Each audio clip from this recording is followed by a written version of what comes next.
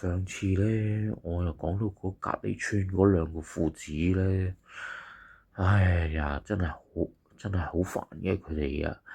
唉，咁咧其實我都支持，其實個老豆返去個仔度嘅，係咪？但係咧，好多人都話：哎呀，你個仔呀，其實想霸埋個豬欄啫。咁咧個仔話。唔係啊，我哋係家族感情嚟噶，嗰個豬欄同我哋屋企啊係不可分割噶。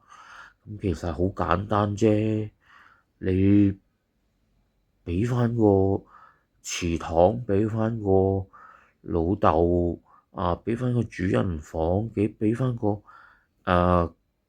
家族嘅族長位，個老豆坐咪得咯。咁人哋咪唔會話你淨係想霸埋個豬欄啫，係咪啊？呢個係真係家族感情嚟噶嘛？哎呀，我都支持你畀翻個叫翻個老豆翻嚟噶，其實。